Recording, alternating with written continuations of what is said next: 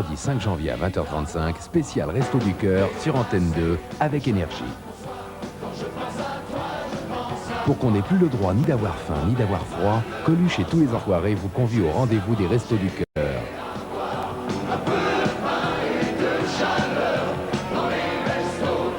Vendredi 5 janvier à 20h35 et c'est sur A2.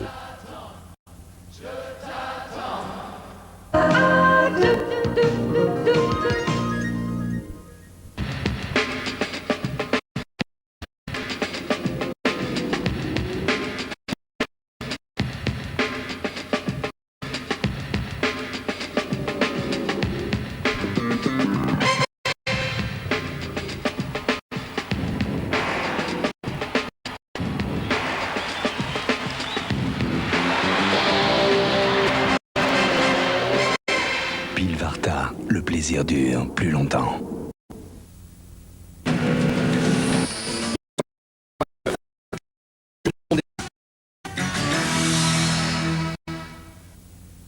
Il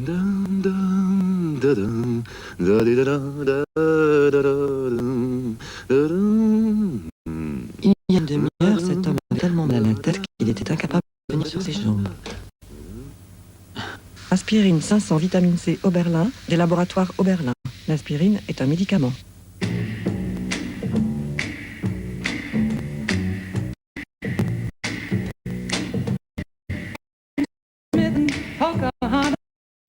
Had a very mad affair. And Daddy tried to kill him. She said, Daddy, oh, don't you dare give me fever. We had his kisses, fever. Le biscuit qui craque sous le choc.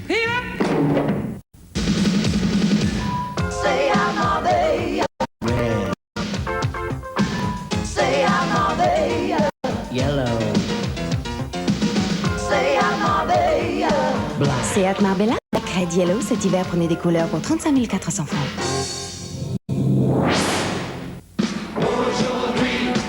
5 géants se retrouvent pour un disque exceptionnel. Tournée d'enfoirés.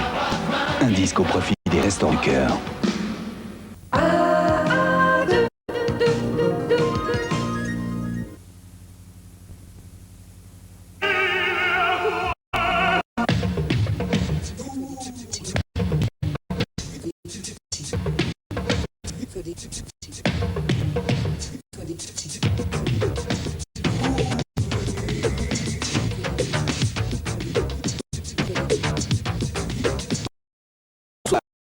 Si vous ne le saviez pas, il était temps que je vous l'apprenne, les années 80 touchent à leur fin. Et d'ici quelques jours, nous déboucherons, tels des chevaux surexcités, et je l'espère sans les commentaires de Léon Zitrone, dans la dernière ligne droite qui nous séparera de l'an 2000. Oui, ce soir, nous allons donc parler de ces fameuses années 80. Et je vous entends déjà râler en disant « Oh, encore saturé que vous êtes de toutes ces célébrations administrées au seul cours de l'année 89. » Et croyez-moi, je suis de tout cœur avec vous. Seulement voilà, ce qui nous intéresse dans les années 80, ce n'est pas seulement la naissance du Walkman, ou encore celle du CD, la généralisation du port du préservatif anglais ou le fléau du crack. Non, ce dont nous allons surtout parler dans cette émission, c'est de cette musique qui vient de là, qui vient du blues, comme dit notre commandeur à tous. Le rock, quoi, oui, de son évolution et de son impact sur l'image, la mode, la politique et tout ce qui nous entoure.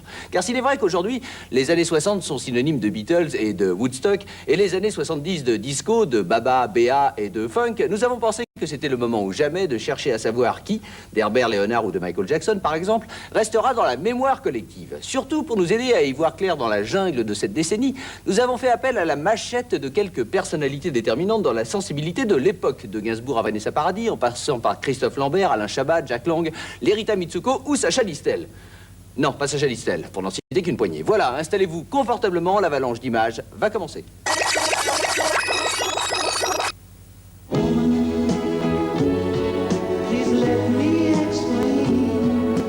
8 décembre 1980, John Lennon est assassiné.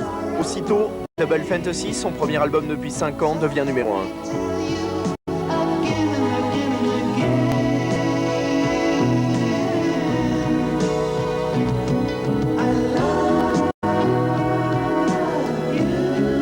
Avec la mort de John, les 60s sont officiellement closes. Maybe you can say goodbye to our friends. Au revoir, mon ami. Avec les fins de pouvoir, les années 80, elles, sont officiellement déclarées.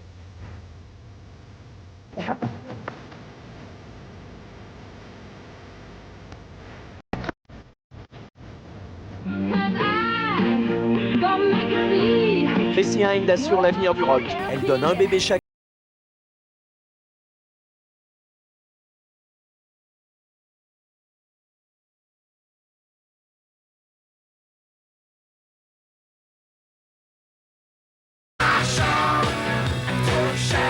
Pour la première fois, la France a 100 groupes de rock.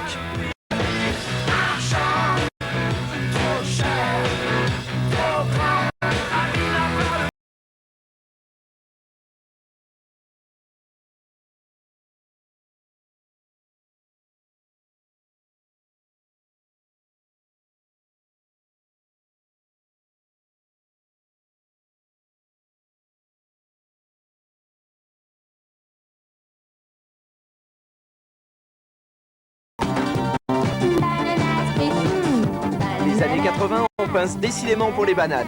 Mais le verre, lui, est déjà dans le fruit. C'est toujours une bonne entrée en matière quand on parle de bananes, non? C'est bon les bananes.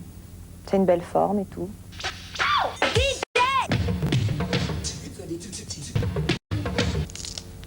This is a banana. Put this side up against the end of your banana and start to roll it down for what comes later.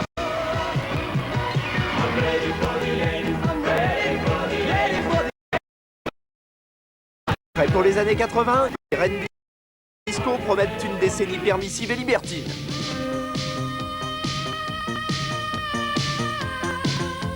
Pour la première fois, des groupes anglais chantent et exposent ouvertement leur homosexualité. En Angleterre, en Grèce, mais aussi ailleurs, les voilà aussitôt numéro 1.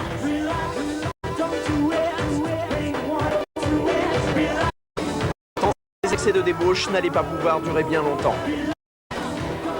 La période où on a pu baiser tranquillement à droite à gauche, sans avoir d'enfants et sans avoir de problèmes infectieux, elle était extrêmement courte, quoi. Ça a duré 15 ans à peu près, entre l'invention de la pilule et puis l'arrivée du sida, ça a été très court. SIDA. S-I-D-A-L. Pas mal. Le sexe devient alors, pour les femmes aussi, un plaisir solitaire et les capotes de papa, un accessoire indispensable de la tendresse lorsqu'elle est partagée. Avec le sida, même les rockers en deviendraient prudents. Vous mettez des capotes? J'en ai jamais utilisé pour ma part. Je sais pas comment ça, non. Avec ma femme, non, parce que j'ai confiance. Mais si un jour j'attrape un truc avec elle, à ce moment-là, j'en mettrai avec d'autres. Le peu fois que je l'ai fait, ça me semblait pas compliqué en tout cas. Je préfère mettre une capote que garder un petit nuage noir dans ma tête. Il faut pas se prendre la tête avec des trucs comme ça. Et puis de toute façon, moi je crois au destin, quoi. Si mon destin c'est qu'il m'arrive une merde comme ça, je sais pas, un jour ou l'autre, c'est que ça doit être comme ça, quoi. Et je préfère vivre le moment présent et en profiter au maximum, quoi. Now, if you're still hard after all that, you're ready. Le sexe ligoté, la drogue à son tour va passer de mode. Do you take any drugs at all? No. Les Rolling Stones, les Doors, Hendrix pratiquaient la dérégulation. Et désormais, le crack tue les enfants noirs et blancs. Boy George, David Crosby et James Brown sont condamnés à des peines de prison ferme. Cette fois, la drogue n'est plus qu'une illusion. Tu te fous un truc dans le nez, tu prends une guitare et tu joues, t'as l'impression d'être Jimi Hendrix. Le problème, c'est que Jimi Hendrix a existé déjà. En réaction, le conservatisme religieux s'empare des États-Unis avec Jimmy Swaggart et les pourfendeurs du rock satanique, habiles à débusquer le démon en direct à la télé et en écoutant des disques à l'envers. This is the Queen album, News on the World, and they've got a song called Another One Bites the Dust. This is a perfect song to condition young people for drugs, because when you play it backwards, it says very clearly, decide to, or it's fun to smoke marijuana. It's fun to smoke marijuana. Most of you didn't even know that you were being programmed for marijuana when you listened to that song, but it's funny that kids that listen to this kind of music just want to smoke all the time. La drogue, c'est pas mon truc. Ecstasy, ecstasy. Mais curieusement, à la fin de la décennie, le sexe et la drogue sont de retour avec l'ecstasy, l'aphrodisiaque du désespoir, moteur de la new beat, etc. Moi j'ai vu genre des soirées avec des abrutis à l'ecstasy. En fait, quand j'en prenais pas, tu vois, j'étais genre vraiment, bon, tout le monde, I love you, tu vois, vraiment je t'adore, c'est génial. Mais il n'y avait pas beaucoup de cul, hein. Il y avait surtout une immense babacoulerie ambiante.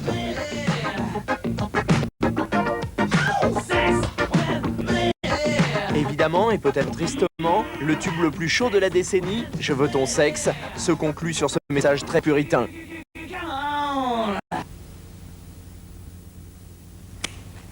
Moi, je suis inquiet juste pour mes enfants.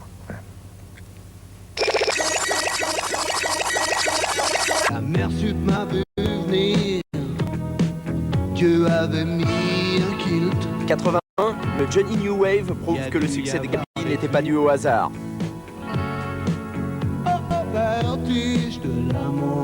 Don't you want me, baby? Don't you want me? Oh. Les simplons du synthé inventent le technopop. Don't you want me? Oh. She's cultured and she knows just what it takes to make it grow. Le tube de l'année sera le seul de la carrière de la vieille carne. She's got Betty Davis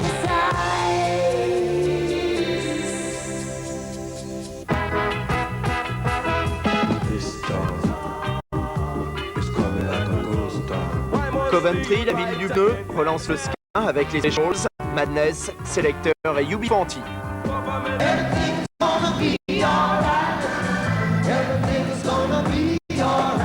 Bob Marley, la première star du tiers-monde, le prophète du reggae, meurt d'un concert en Allemagne.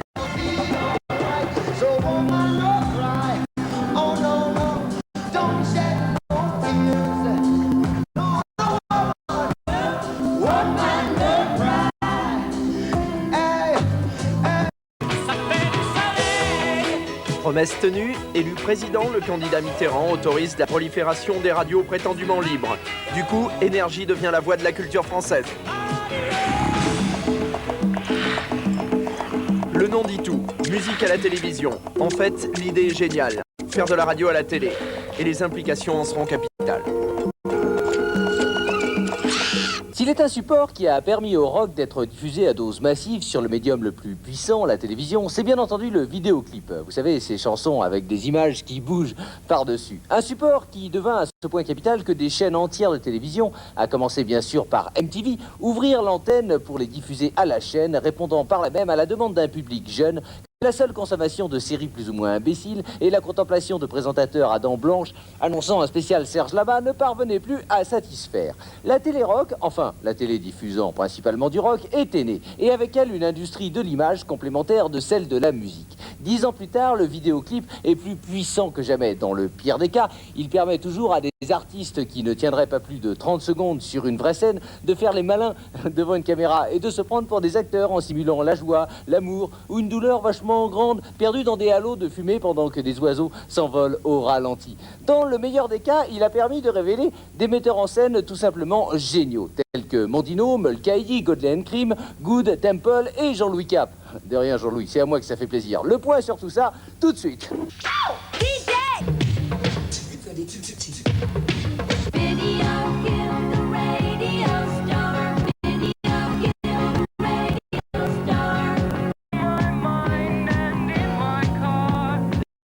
Âge de la radio, quelle prophétie. Le marché du disque en sera changé à jamais. J'ai l'impression que les clips ont toujours existé avec la musique, quoi. Un très beau clip, je suis pas sûr que ça a une conséquence sur les ventes. Par contre, pour nous, c'est un terrain de création supplémentaire, donc c'est bien. Certains vont savoir en profiter. L'image va en effet curieusement malheureusement effacer les couleurs et les genres. Mais le clip va surtout développer une véritable industrie, révéler une génération entière de talents et faire évoluer la technologie à la vitesse de la lumière.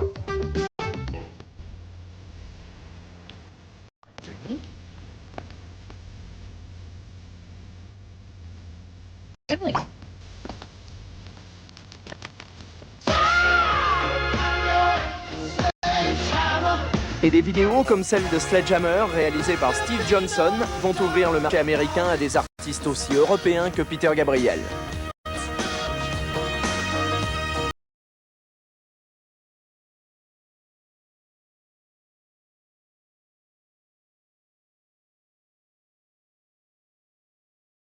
A posé le problème de la sélection par la... Autrement dit, si on admet que le vidéoclip sert à vendre un disque et que le vidéoclip coûte cher, évidemment, tous les artistes ne peuvent pas en bénéficier.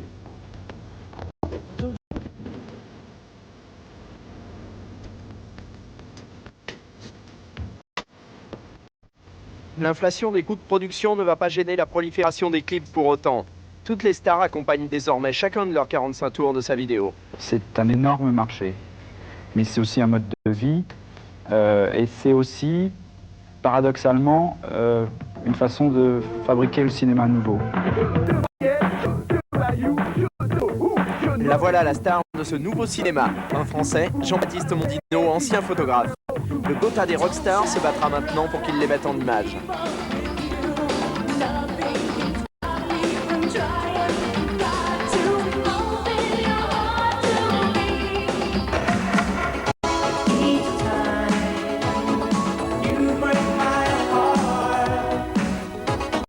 Come on, boys.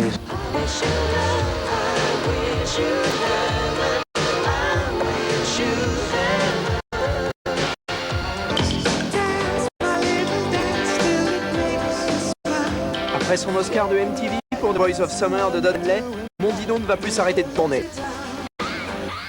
Et pas seulement pour Sting, Brian Ferry ou Boy George, mais aussi de nouveaux artistes qui l'enthousiasment. Jill Jones, Néné Chéri et bien sûr les Rita Mitsuko.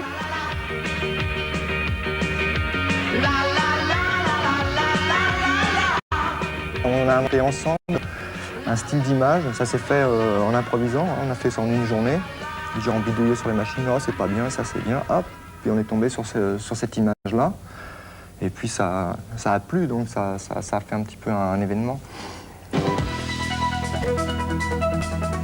Avec des génies comme Mondino, les clips prennent une telle importance qu'ils sont capables de vendre n'importe quoi et n'importe qui. Des nuls bien roulés comme Duran Duran et des horreurs trop malins comme ZZ Top.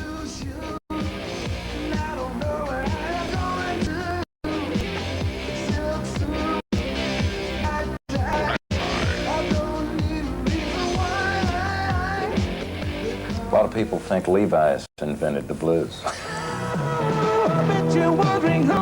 Inévitablement, les clips étant avant tout des pubs pour des disques, la pub elle-même va récupérer les clips.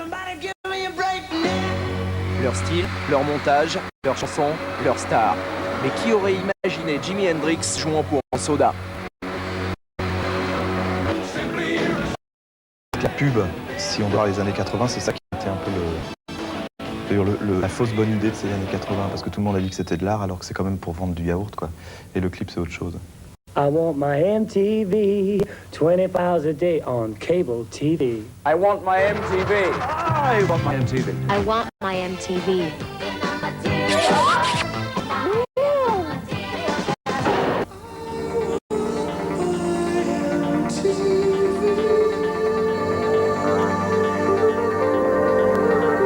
On ne pouvait le dire plus clairement ni plus ironiquement que Dire Straits.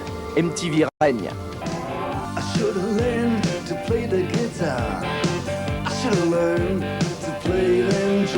Si à l'origine c'est la chaîne qui avait besoin de stars, aujourd'hui ce sont elles qui ont besoin d'être vues à l'écran.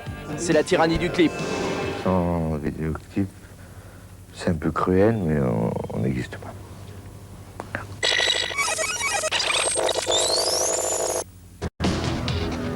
« 82. Sur Antenne 2, le rock et la télévision vont enfin faire bon ménage. Much communication in emotion. Brian Ferry décide d'arrêter le groupe parce qu'il espérait réussir aux États-Unis en solo. La réponse fut négative, sans doute parce que la musique était la même.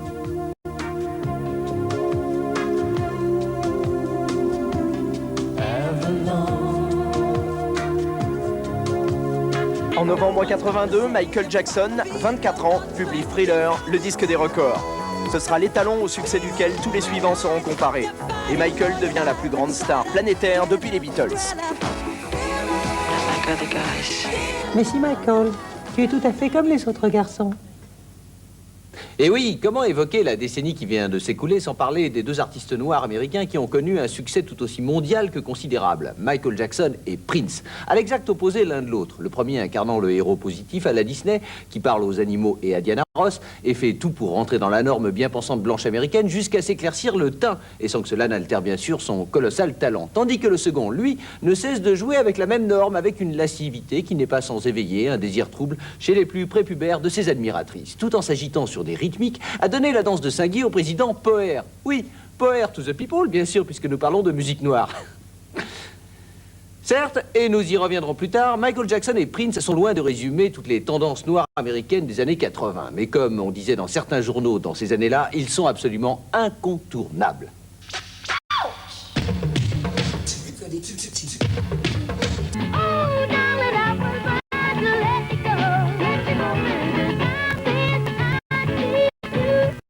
Michael Jackson. Je crois qu'il a été baisé par Prince.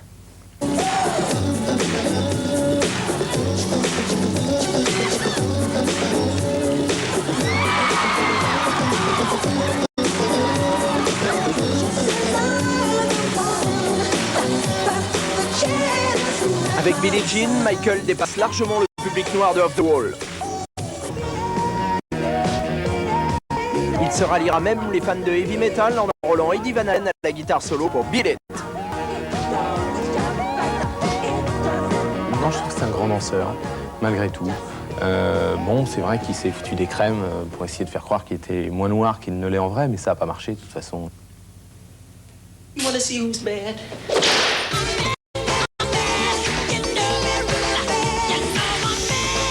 Michael est peut-être bizarre, mais il est suffisamment business pour battre des droits éditoriaux des chansons des Beatles, encaisser une fortune de Pepsi et devenir à son tour aussi populaire que le Christ.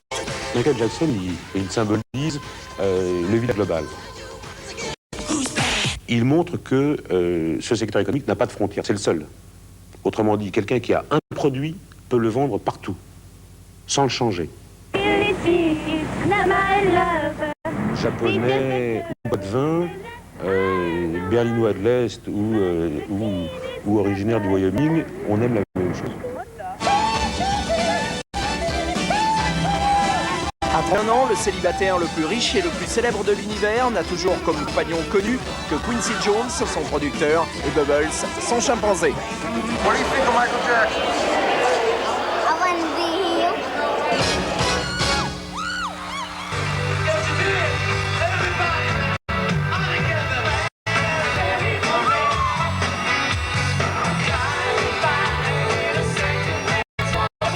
C'est ce jour-là que la France découvre réellement tout le talent de Prince. Malgré les vacances, le tout Paris s'est déplacé. Catherine Deneuve, Pierre Lescure, Jacques Lang, Gilbert Bécaud. Signe des temps, pas vrai?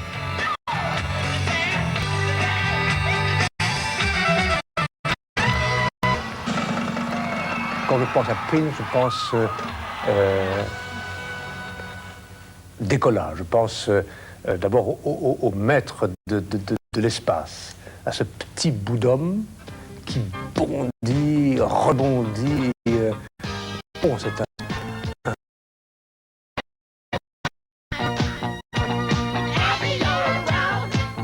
Aux États-Unis, toute Prince et son suspensoire étaient déjà des stars choquantes et controversées depuis le début de la décennie. Il a eu l'idée de faire les Beatles sur du funk, c'est la grande idée en fait.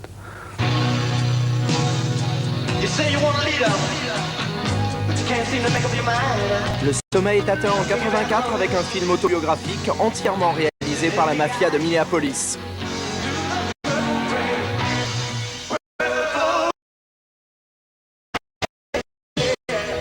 Prince, c'est... C'est Chopin, quoi.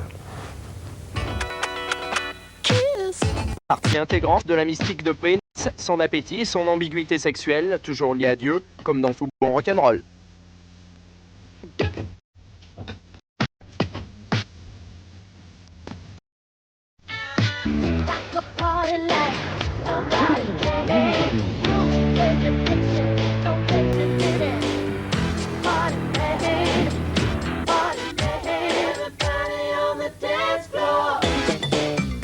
C'est un musicien génial. Ça oui.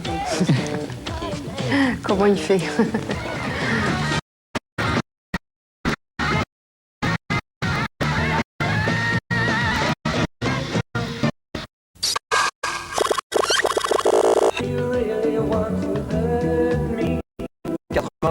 Boy George, la première rockstar travestie, sonne la seconde invasion britannique des États-Unis grâce à ses clips et à ses tubes doucereux.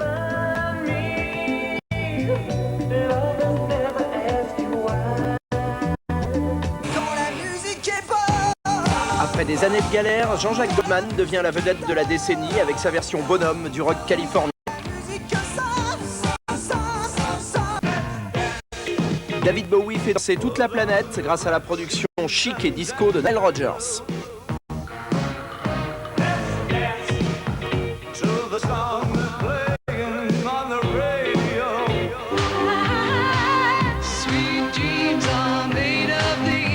Faux punk, vrai bab, Dave Stewart et Annie Lennox, mutants techno, récupèrent tout ce qu'ils peuvent sur leur passage d'Aretha Franklin à Bob Dylan.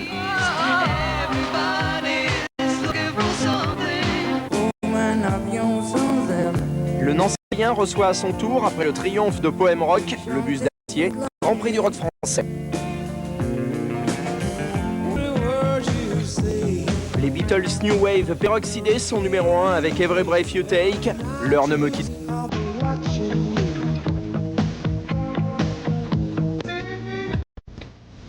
Sexual Healing, le premier album de Marvin Gaye après son départ de Motown, est un immense succès dans un style pas très éloigné de celui de Prince, son disciple.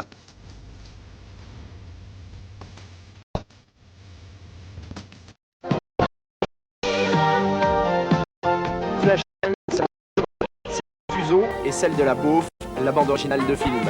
Hollywood, elle, découvre le film clip et le pouvoir d'une bande originale truffée de tubes. Aïe aïe aïe!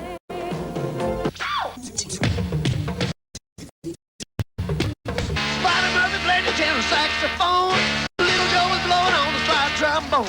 The trombone melody on the crash boom bang. The whole rhythm section was powerful gang. Let's rock. Everybody, let's rock.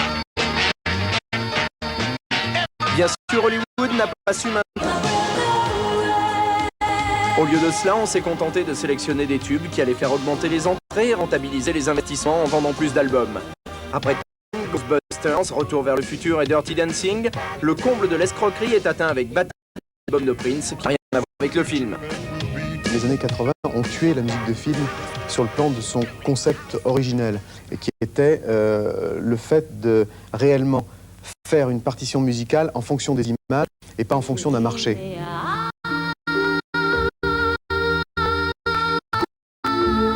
D'autres films, en revanche, en personnalisant leur bande-son, ont connu une réelle réussite artistique sur les deux tableaux, comme ceux que voici.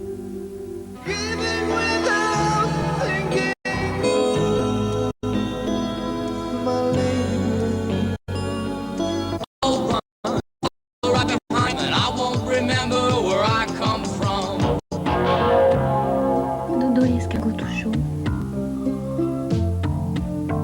Mais même sans tube, s'il est un film qui symbolise les passions et les déchirements des jeunes gens des années 80, c'est bien 37,2 le matin de Jean-Jacques Benex, d'après le roman de Fidjian. Le dernier recours, dans une époque où il n'y a plus d'idéologie, où il n'y a plus de système de valeurs, où il serait pratiquement impossible d'en fabriquer un tellement la galaxie de l'événementiel, des modes à chaque instant, chaque nouveauté, ils vivent une passion et plutôt mourir, mais avoir vécu cette passion-là. Je crois que c'est ça qui les a bouleversés.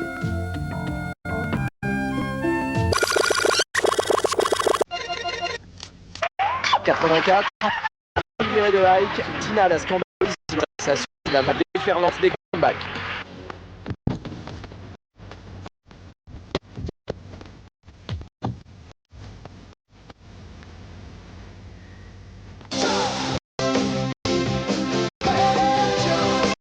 mettant des synthés dans son hard rock, Allen rend enfin le heavy metal acceptable par les FM.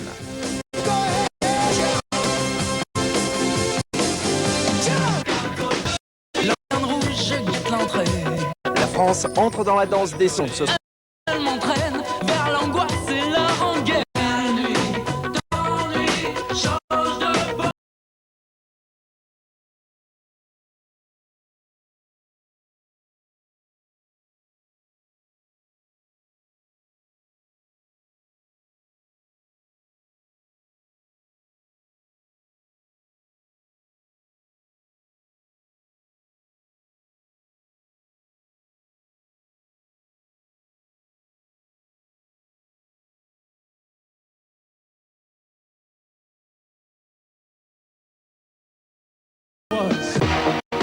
La France se dote enfin d'un hit parade officiel présenté par Marc Toesca. Le destin culturel du pays, on ne jamais.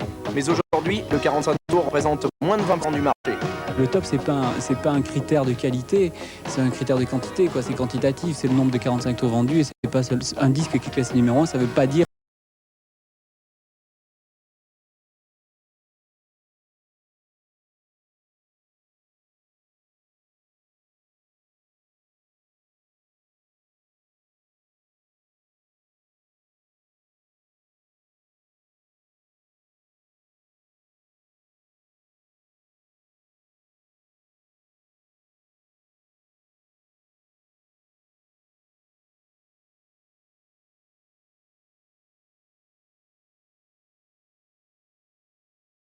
Star anglaise. Son intuition prendra des proportions inouïes et changera définitivement la nature du rock des années 80. J'ai été très choquée dans les années 80 par la déclaration de Bob Geldof quand il a eu un award et qui a dit moi en tout cas quand on parlera de l'Éthiopie j'aurai la conscience tranquille. Non, personne ne parle. C'est bien, ma petite Léo, tu as tout à fait raison de souligner ce point, God Verdum, car n'oublions pas que c'est à la fin des années 70, au sortir d'une période disco dont les dégâts sont encore dans toutes les mémoires, que le rock reprit du poil de la bête grâce à nos voisins britons qui allumèrent alors les mèches du mouvement punk. Un sursaut énergique et salutaire à l'encontre d'une musique devenue industrielle et coupée totalement des préoccupations quotidiennes, économiques, politiques et sociales du public. Le rock venait de retrouver conscience, jusqu'aux politiciens qui, pouf pouf, comme ça, alléluia, décidaient de regarder soudain d'un œil condescendant une musique pour laquelle ils n'avaient jusqu'alors manifesté qu'une passion très relative. Les années 80, ce sont les années où Chirac félicite Madonna, Reagan Michael Jackson, Bush les Beach Boys et Lionel Jospin Pierre Bachelet. En un mot comme en mille, c'est le monde à l'envers, mais c'est du spectacle et le spectacle continue. Depuis 85, depuis Bob Geldof, enfin globalement, mais de manière massive, les artistes pensent.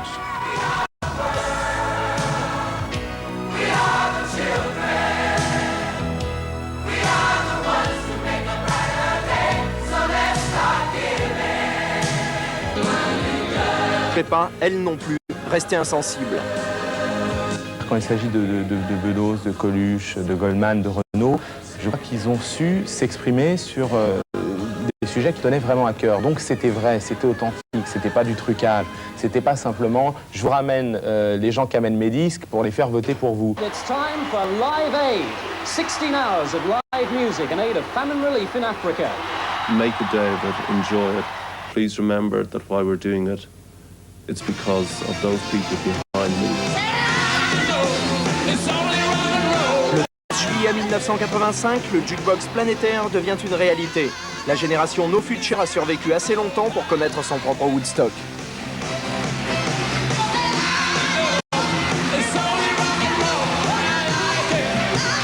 Le problème avec la charité, tant que les gens sont bien conscients quand même que c'est aussi promotionnel. Ouais, non, bah t'as pas l'impression qu'ils sont sincères, quoi, maintenant. T'en as trop vu qui ont fait ça pour être dedans, pour relancer leur carrière, pour montrer qu'ils ont du cœur, tout ça.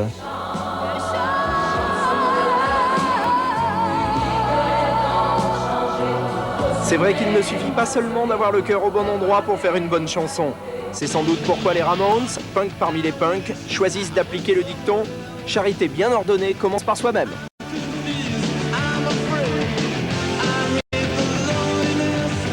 La génération des années 60 et 70, elle lisait le petit livre rouge parce qu'elle faisait confiance aux mots, à la dialectique. le pouvoir des mots pour changer le monde. Et la génération après 70, c'est une génération Walkman. Musique, pourquoi? Parce que la musique trahit pas. Si les mots ne suffisent pas toujours, on peut en effet compter sur la musique pour mobiliser les bonnes volontés. D'abord aux États-Unis en 86, puis sur les 5 continents à l'automne 88, le rock chante pour Amnesty.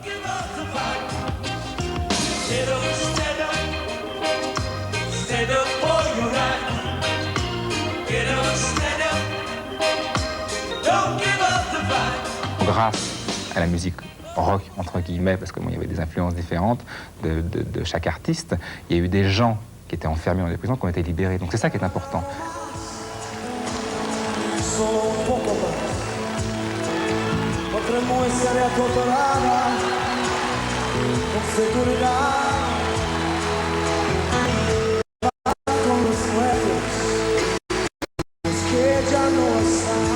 Pour les droits de l'homme ou la défense de l'environnement, Sting, sans doute plus que tout autre musicien, a fait franchir au rock le pas de la charité à la politique.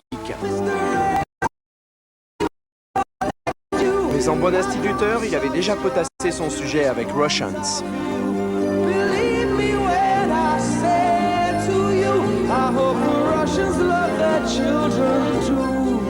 Il le fait avec tout son cœur.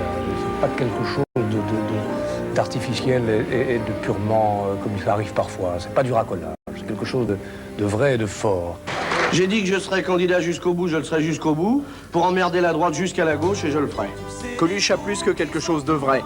Avant de devoir se retirer, faute d'obtenir les 500 signatures requises, les sondages lui accordaient 15% d'intention de vote.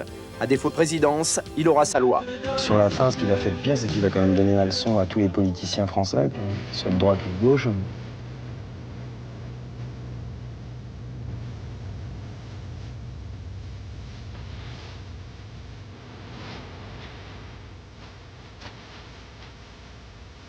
Comment reconnaître un Français d'un immigré? C'est très facile. Sur vos images, les Français sont habillés en bleu. L'immigré, c'est celui qui a les mains en l'air et qu'on fouille. Les émigrés et les Français de toutes les couleurs se retrouvent chaque année depuis 85 au mois de juin pour la fête des potes de SOS Racisme. Le rock est devenu, en France, une force politique avec laquelle il faut compter. Ils ont pas des artistes, les hommes politiques. Normalement, il doit pouvoir se démerder tout seul et amener des idées nouvelles. S'il commence à faire ça, c'est qu'il y a un léger manque d'idées quand même. C'est une manifestation très forte qui intéresse beaucoup de jeunes, beaucoup d'artistes. C'est, je crois, une des réussites contemporaines. Bien sûr, ces fleurs contre nature ont produit des rencontres du troisième type. Quelles en seront demain les retombées? De tout cœur, je voudrais remercier Madonna. Parce que c'est vraiment chic, c'est vraiment sympa de sa part. Voir François Léotard avec Sophie Marceau, ou voir François Mitterrand avec Bob Geldof, hirsute, débraillé, avec ses chaussures trouées, son pantalon en loques, à l'Élysée, Mitterrand lui montrant la table de Napoléon, etc. Ça a quelque chose aussi d'un peu rigolo. Les hommes politiques ont droit de chanter la Marseillaise, basta. Ça va. 85, la Curomania est à son apogée. Robert Smith, le poète maudit, impose son look hirsute et son rouge à lèvres dégoulinant jusqu'à Champs-Élysées et en couverture des magazines de télé.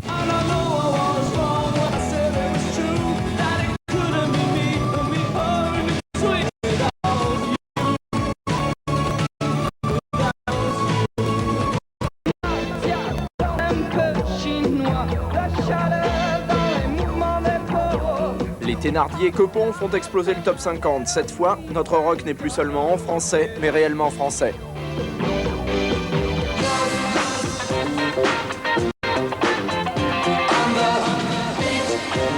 BEAT, pas des cochonneries, pas des conneries.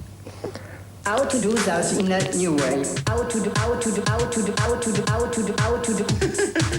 Comme chacun le sait, le rock, ça n'est pas seulement une musique. Et en France, tout particulièrement, il a aussi contaminé la mode, à commencer par Jean-Paul Gaultier, qui a habillé les rockstars les plus scandaleuses, de Shadé à Madonna, de Boy George à Yvette Horner, avant de tenter lui-même l'aventure en enregistrant un 45 tours Acid House Couture. Bring some technique, technique à dire.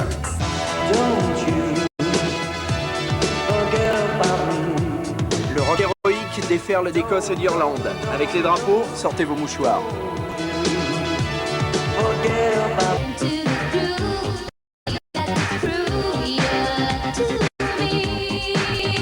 Certains l'aiment chaude. Avec Recherche Suzanne désespérément, la Marilyn du rock fait au cinéma des débuts prometteurs qui attendent encore confirmation. Hi, I'm Madonna. Bonjour, moi c'est Antoine.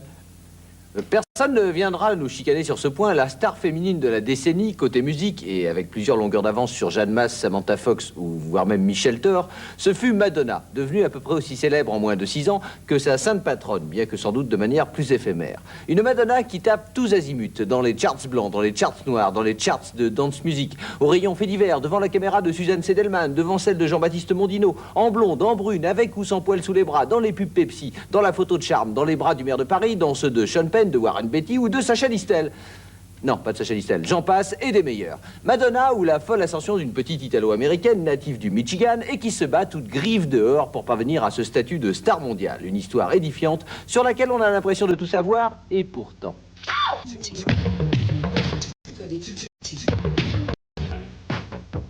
Après avoir commencé à Paris comme danseuse de Patrick Hernandez, Madonna a poursuivi sa carrière à New York en posant nue pour Playboy et Penthouse avant de se montrer dans des films d'avant-garde. Enfin, si embrasser d'autres femmes et enlever son soutien-gorge est réellement d'avant-garde.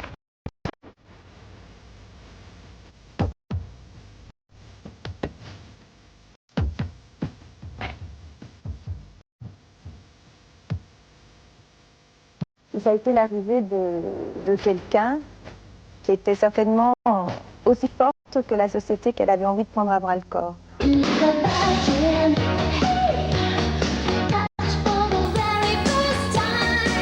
Louise Ciccone, petit immigré italien, parvient à créer un mouvement que ni Michael Jackson ni Prince n'arriveront à susciter.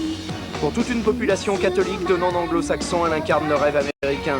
D'où les légions de wannabes, c'est sosie pour qui elle représente plus qu'un modèle. Par ça, c'est quelqu'un pour qui j'ai beaucoup d'admiration.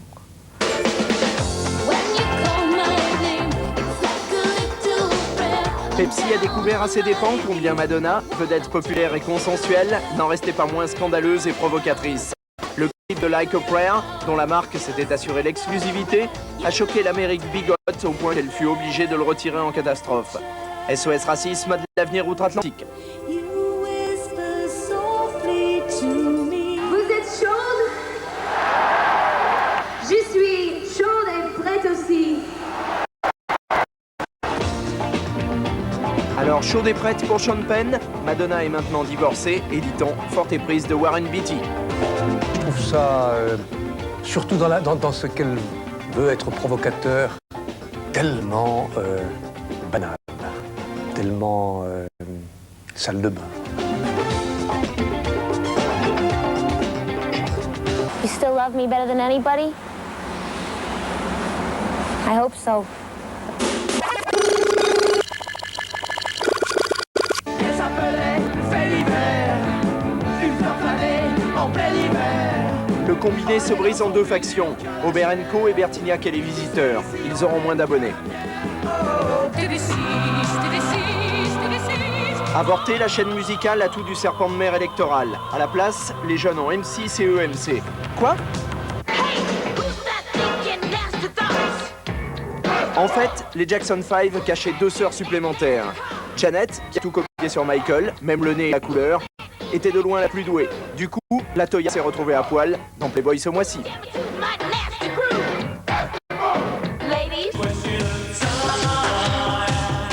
Le meilleur des mondes New Wave tire la langue à la logique, conquiert le Zénith et envahit le top 50. Metropolis existe à Basildon.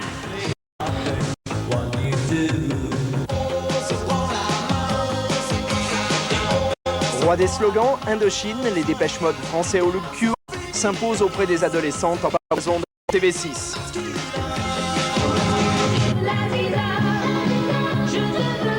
L'année de tous les dangers. En quelques mois, les Français perdent 2 de leurs grands frères préférés.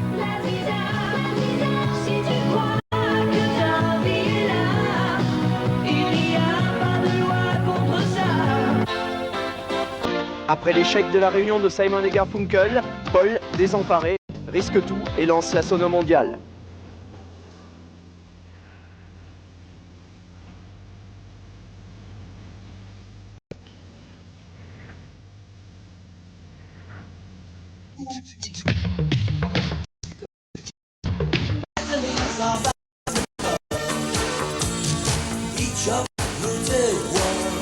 Le rock ayant décidé de suivre l'actualité, l'Afrique du Sud se retrouve en première ligne, grâce à Paul Simon donc, mais aussi Johnny Clegg, juif anglais élevé au Zimbabwe, chez les Zoulous.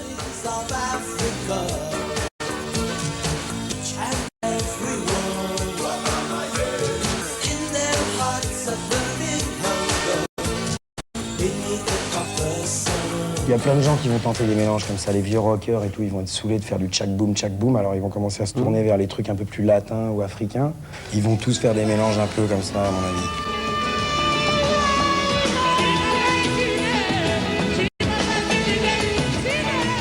Peter Gabriel ira jusqu'à fonder le premier label spécialisé vraiment médiatique, Real World, et à faire partager son succès planétaire, Youssou N'Dour, l'étoile de Dakar.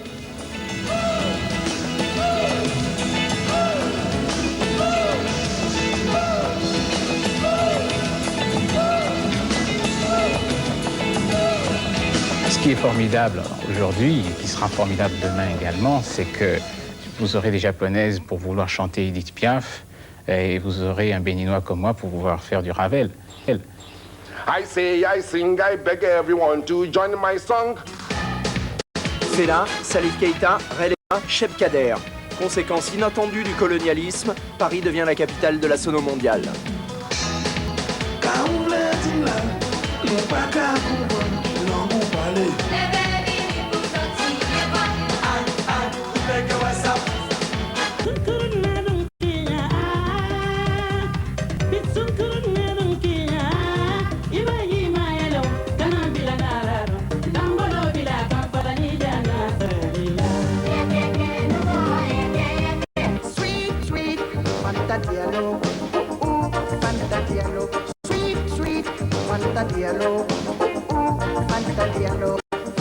Si on veut faire de la musique uniquement traditionnelle, bon, on est presque obligé de rester un peu chez soi. Si on veut la proposer à l'extérieur, il faut aussi que les autres puissent se retrouver dans cette musique. Donc tout en gardant notre culture, notre personnalité, on l'enrichit avec tout ce que les autres ont déjà.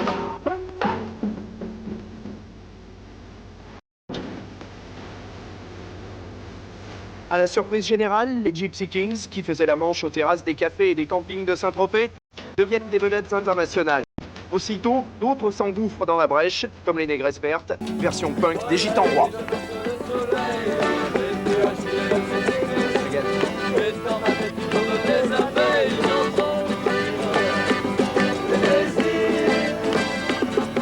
Ce qui est bien, c'est le rail, quoi. Le rail, c'est quand même la musique qui est apparue, là, en plus qui nous touche à nous, au premier chef, quoi, français. C'est un peu comme si on avait découvert le blues, quoi. Douce France, cher pays de mon enfance. Venu d'Oran, le rail des femmes algériennes donne une identité au beurre de France. En entendant carte de séjour, Clash composera même Rock the Casbah. Rail, quand je traduis, parce que moi je parle l'arabe et rail pour moi veut dire opinion, tout le monde fait du rail. L'avenir trouvant toujours ses racines dans le passé, la musique des années 90 est déjà en marche. C'est celle de toute la planète.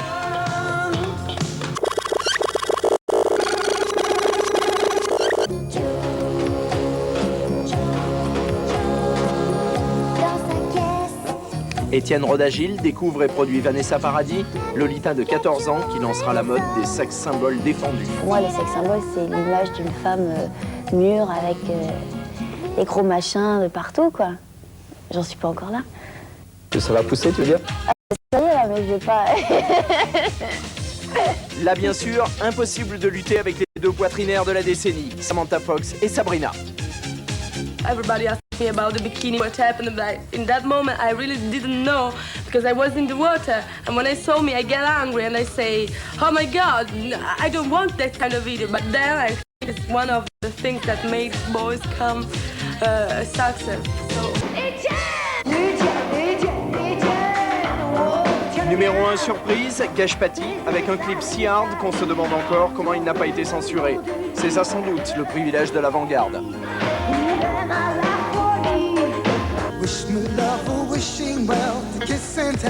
Révélation de l'année, Terence Trent D'Arby, américain exilé à Londres qui déclenchera scandale sur scandale en empruntant par exemple la femme de Bob Geldof et en posant Christ crucifié à la une de Best.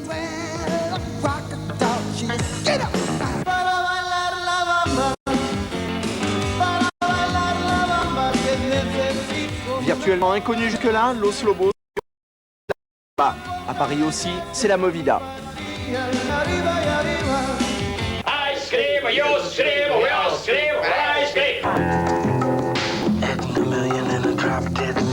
Tom Waits, John Lurie, Roberto Benigni et Jim Jarmusch sortent soudain de l'underground pour incarner un nouveau cinéma d'inspiration rock. Une nouvelle ère s'ouvre. Pour la première fois, un numéro 1 n'a pas de visage, pratiquement pas d'interprète, de paroles ni de mélodie. Bienvenue au royaume de la technologie.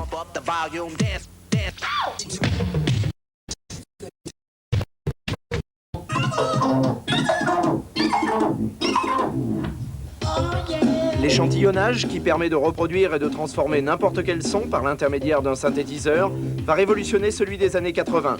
Bien sûr, certains trouveront que ça n'est pas de la musique, sous prétexte que ceux qui s'en servent ne sont pas tous des musiciens. Pop-up de volume, je crois que c'est un 45 tours qui restera dans les années 80. Je crois que ça restera un bon morceau, même si on ne sait pas trop qui c'est qui l'a fait. The first record we used after we had the instrumental track was Eric B, I Know You Got Soul, and from that we took the hook of the record, Pump Up the Volume.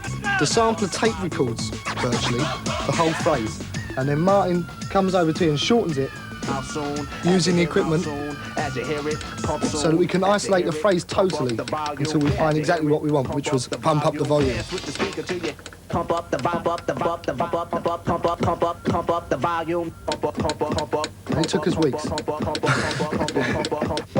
2, 3, 1. James Brown, numéro 1 au hit parade de ses nouveaux pillards, précède de loin des instrumentistes comme Jeff Beck et Phil Collins. Mais Stravinsky aurait été content. Qui dit sampling dit razzia. Le fait de piller des sons, c'est-à-dire de prendre un compact disque de Phil Collins par exemple et de piquer son son de batterie et ensuite de rejouer sur une séance de Pierre-Paul Jacques, ça je trouve ça inintéressant et nul.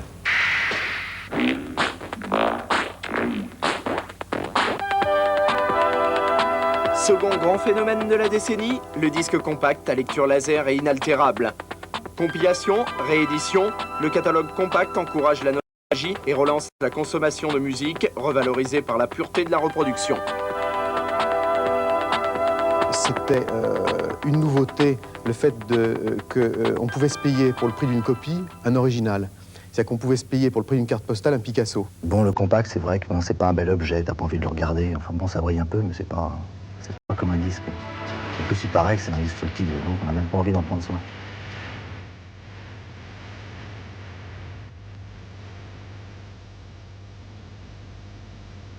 Rapidement devenu le support de référence, le compact a pourtant encore ses adversaires.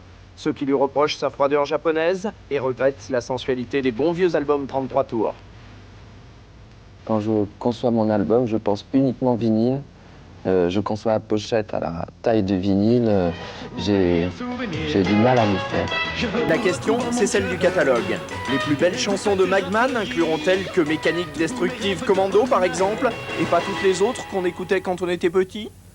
Une chose est rassurante pour les trentenaires nostalgiques de ma génération. En dépit des progrès fulgurants opérés par la technologie musicale au fil des années 80 et qui vit l'avènement des synthétiseurs, boîtes à rythme, sampleurs et autres binifuteurs à thermodémodulatrices rétrodégradables, rien ne put venir à bout de ce qui constitue l'essence même du rock'n'roll, à savoir les vraies guitares et les vraies basses avec des cordes dessus et les vraies batteries avec des pots sur lesquels on tape avec ses bras au moyen de baguettes en criant « Yeah, yeah, yeah !»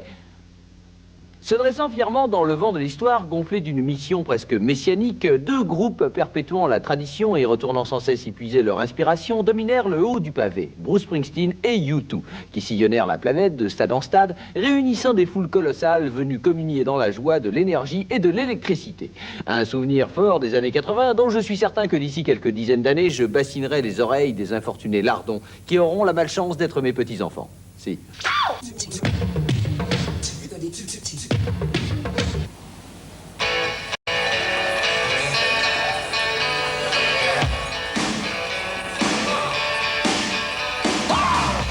Vilipendé par les punks, humilié par sa propre décadence, le rock américain se donne un sauveur, un messie, Bruce Springsteen. Tu vois, à force, j'aime bien, quoi. Dans l'Amérique de l'ère Reagan, son look 100% pur américain jouera des tours au boss. Tout le monde va le prendre pour un patriote réactionnaire, alors que Born in the USA est anti. You gotta strip away the fairy tale. The guy in Born in the USA wants to strip away that mythic America. You know? Des bigoudis dans la tête et tous ces trucs-là. C'est un mec qui a un t-shirt, un jean, c'est des baskets et il chante.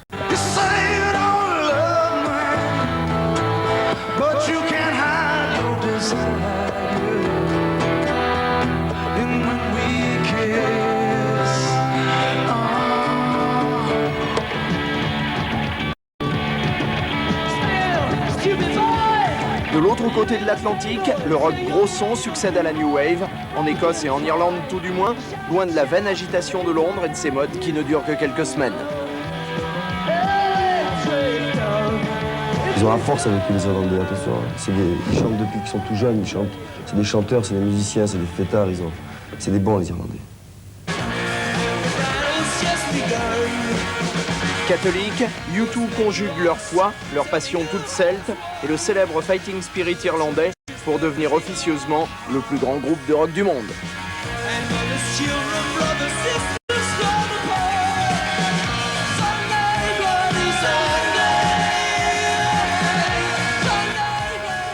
Ils mettent en image l'information, c'est-à-dire il y a une guerre à un endroit, pof, U2 fait une chanson sur la guerre à cet endroit-là. Il y a une famine là, pof, U2 fait une chanson sur la famine. Donc c'est la version showbiz un peu de l'information.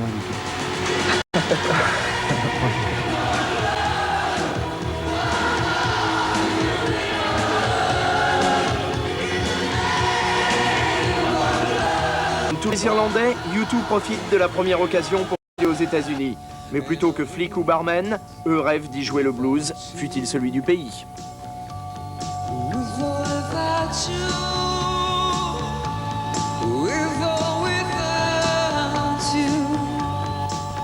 Ils ont retrouvé leurs racines américaines en allant jouer aux États-Unis. Non, c'est pas assez d'Irlande. Non, ça c'est bien quoi.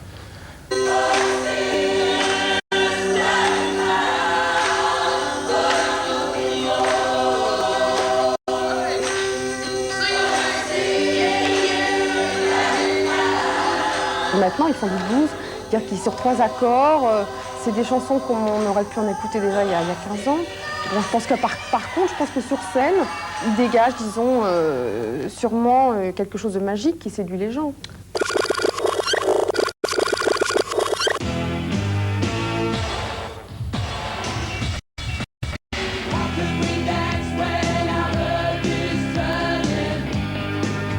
« 88.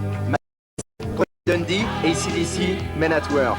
La culture australienne, si on peut appeler ça comme ça, envahit l'hémisphère nord.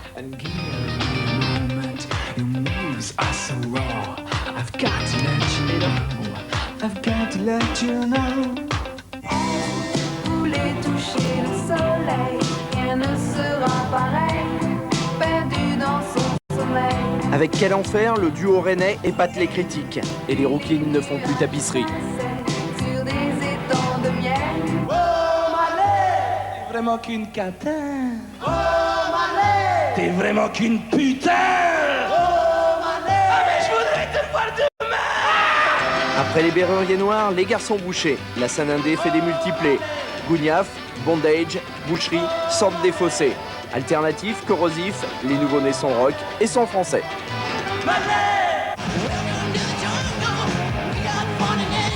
De Sunset Boulevard s'élève le meilleur et le plus sulfureux groupe de hard depuis Led Zeppelin.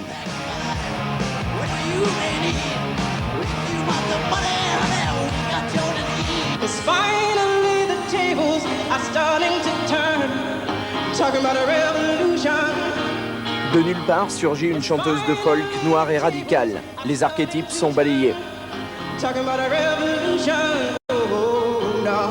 Ain't got no cash, ain't got no style. Kafka, Souris, hymne de la campagne présidentielle de George Bush, ne plaît pas, c'est le moins qu'on puisse dire, à l'ensemble de la communauté noire américaine. At the count of 3, I want everybody to tell me what does this mean. 1, 2, 3.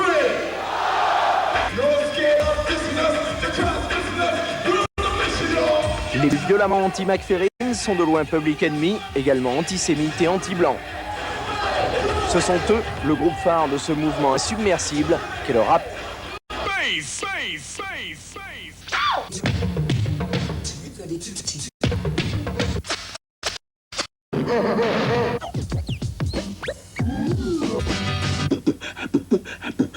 De ce tiers-monde urbain new-yorkais en ébullition émergent DJ, graffiteur, breakdancer et tagger, naissance officielle avec Grandmaster Flash.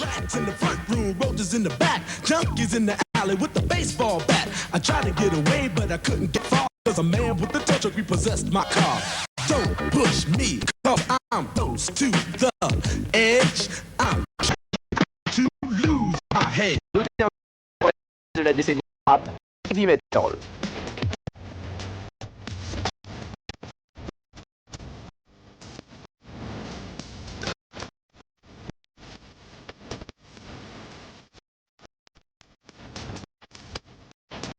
Si tu arrives à comprendre les paroles des rappeurs, pas que d'une façon pornographique.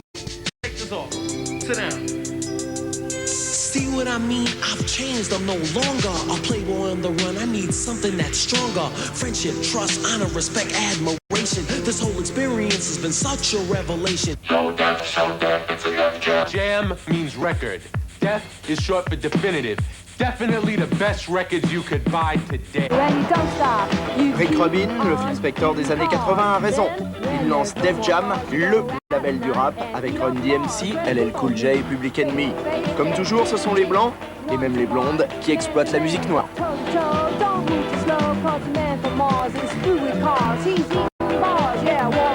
Je crois que tu peux acheter 2 disques de rap, t'as tout écouté, je crois, moi.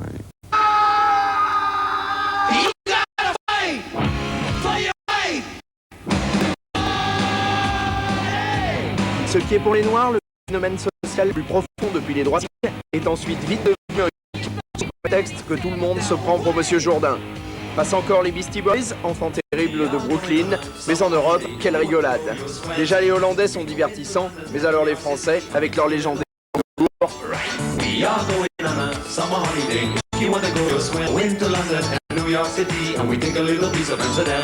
Tous les essais de rap en français, c'était une catastrophe, quoi. C'est le rap. Le problème du rap, c'est que celui du l'enseigne mieux. Quand eux se permettent de dire « one more time », hein? Comment on traduit ça? Encore une fois. Je crois que... Moi, c'est Piège, la plus enragée. Une meuf qui fout en transe, une meuf à tout casser. Je pourrais rapper en faisant un truc très mou comme ça, par exemple. Si ça se trouve, ce serait ça qui m'irait bien et j'arriverais à faire du rythme en parlant. Tout le monde dit que je suis pleine, je suis une vraie merveille. J'ai l'aura dans la poche, créatrice homo, yo homeboy. Sur les radios branchées, je sais pas, genre Énergie, tout ça, en général, je trouve que les animateurs font un peu du rap. En parlant, je trouve ça assez à chier, quoi.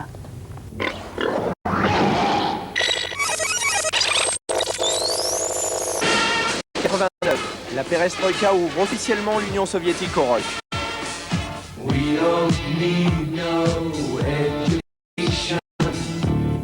10 ans après sa sortie, The Wall de Pink Floyd sert de bande originale à la chute du mur de Berlin. Pour la première fois, l'URSS exporte aussi ses groupes.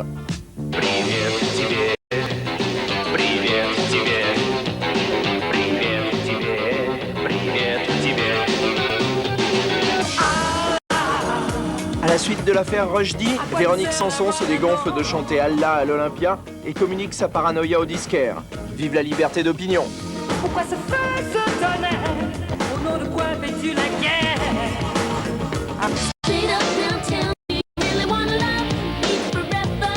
La chorégraphe des clips et des shows de Janet Jackson, ZZ Top et George Michael se mettent à son tour à la chansonnette. Et la voilà aussitôt numéro 1.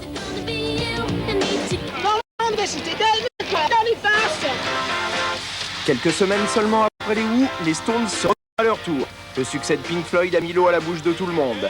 Après les Sex Pistols, on attend maintenant le retour des compagnons de la chanson.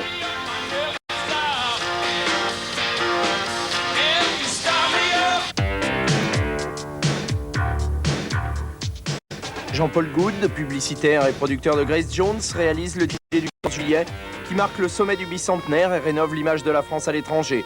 Jamais un État n'avait autant reconnu sa culture du moment. les années 90 ont déjà commencé.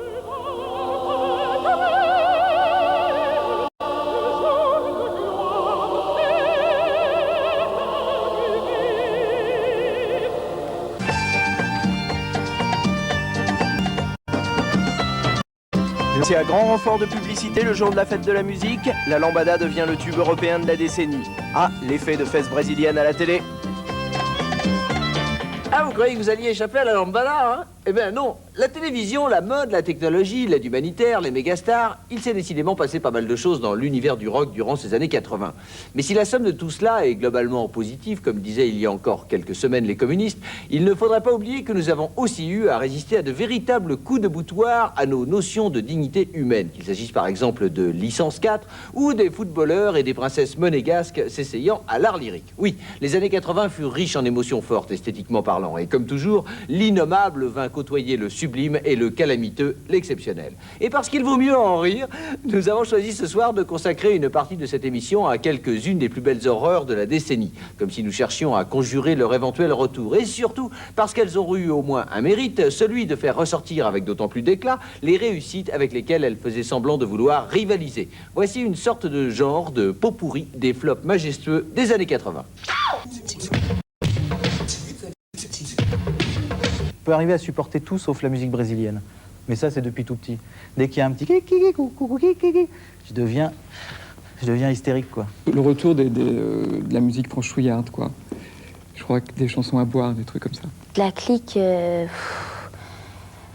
les musclés, tout ça, quoi.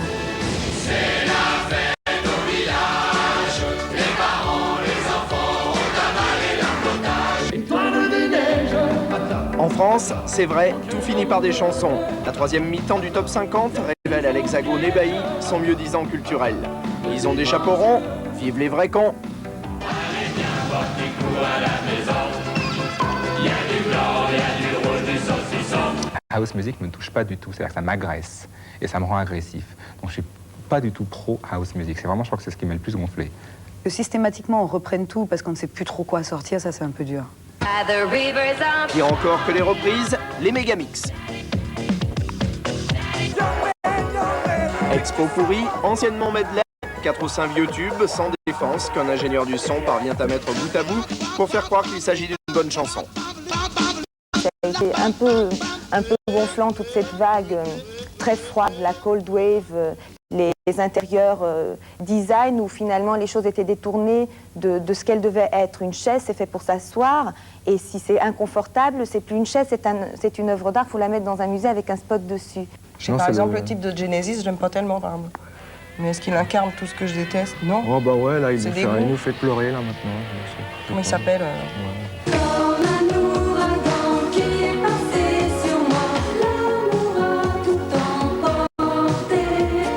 Résultat d'une médiatisation forcenée et sans limite, n'importe qui se prend pour quelqu'un se croit désormais autorisé à faire un disque. Encore mieux si le sponsor allonge un peu de fraîche pour être certain qu'on voit bien son nom dans le clip.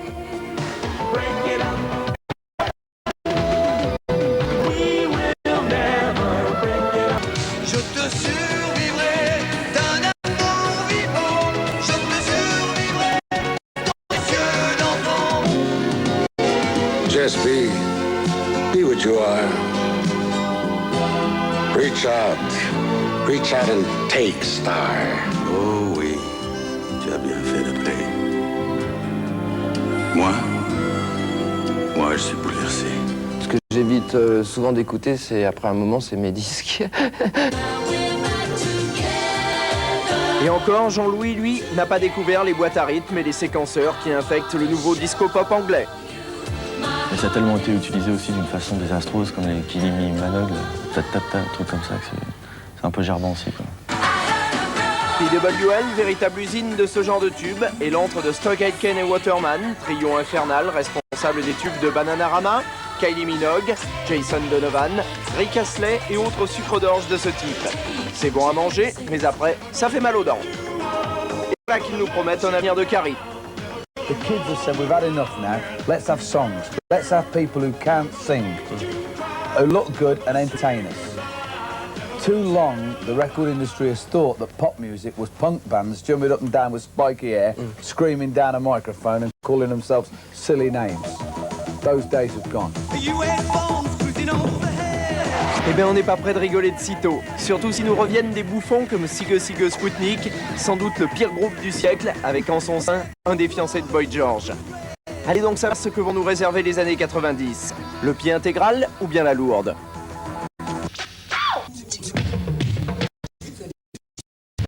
Ben, j'espère qu'il y aura un truc nouveau, quoi. Parce que moi, je me refais pas 10 ans comme ça, hein. Je pense que ça va continuer pareil, et puis ça va péter parce qu'on va avoir besoin de plus de spiritualité, marre de consommer, on va en avoir marre de changer de bagnole tous les ans ou tous les 6 mois, et de changer de frigo, et on va passer à autre chose, ça va être un peu plus spirituel, je pense. Il fut un temps où je me réveillais en disant un jour de plus. Et maintenant j'ai changé ma QT, et je dis un jour de moins. Je pense qu'on pourra écouter de la musique japonaise sans rire, écouter des groupes hongrois en disant tiens c'est intéressant, et ne plus avoir aucune forme d'a priori musicale en disant en étant ouvert à tout. Donc voilà. C'est ça que tu voulais dire, je pense. Ouais, bravo. Tout est permis, quoi. Tu vas capter des chaînes africaines, des chaînes machin, donc tu vas pouvoir aimer toutes sortes de musique à la fois. Ça va être la génération. On a pillé la musique africaine. On a pillé un peu tout ce qui se faisait autour. Maintenant, on va piller dans la musique bretonne, dans la musique, je sais pas quoi, auvergnate, j'en sais rien. On va peut-être tous jouer du biniou, je sais pas. Les années 90 vont être certainement ce mélange entre Cousteau et Bilal, entre, je dirais, entre l'Antarctique et Berlin-Est, entre peut-être aussi, je dirais, l'ours et Blade Runner, quoi. Ce que j'espère, c'est que les gens réussiront à garder quand même une bonne indépendance d'esprit. Ce qui est, en fait, ça sera le grand danger de demain, c'est que on l'est plus vraiment, quoi. Et pour ça, il faut aussi garder un œil bien ouvert sur les médias. Ou bien fermé, comme vous voulez. Bon, voilà, fin des années 80, on tourne la page. D'ici quelques dizaines d'heures, nous rentrerons fermement et d'un pas déterminé dans les années 90. Le rock entame sa 4e décennie, et pourtant semble-t-il, malgré quelques périodes alarmantes, il semble qu'il ne se soit jamais aussi bien porté. Quel est son secret? Qu'est-ce qui, en dépit des accidents de parcours, garde le fil tendu et redonne inlassablement souffle et énergie à un genre que régulièrement on croit en voie de normalisation et d'intégration? Je ne sais pas. Disons un certain énervement et une certaine propension à démonter à grands coups de pied ce qui semble sur le point d'être consacré. De U2 au Garçon Boucher, de Ry Cooder au rappeur new-yorkais, de Pink Floyd au VRP, de Guns N' Roses à notre Johnny National, le courant continue, le flot grossit et s'enfle. Arrête, tu m'excites, intégrant sur son passage les influences les plus diverses, arabes, africaines, mexicaines, japonaises, de l'Est à l'Ouest, du Nord au Sud. Le rock, en se mondialisant, sort de son lit d'origine et devient un fleuve gigantesque irriguant toutes les musiques. Et vous voyez, rien qu'à en parler, je redeviens lyrique. Alors, ces années 90, que donneront-elles? Eh bien, les voyants et les critiques spécialisés répondront mieux que moi à cette question. Moi, je vous prends simplement le pari que dans 10 ans, jour pour jour, nous nous retrouverons à l'aube de l'an 2000 pour refaire un bilan tout aussi foisonnant. C'est en tout cas tout le mal que je nous souhaite. Bonsoir. 1, 2, 3 o'clock, 4 o'clock, 5, 6, 7 o'clock, 8 o'clock, 9, 10, 11 o'clock, 12 o'clock, gonna work around the clock.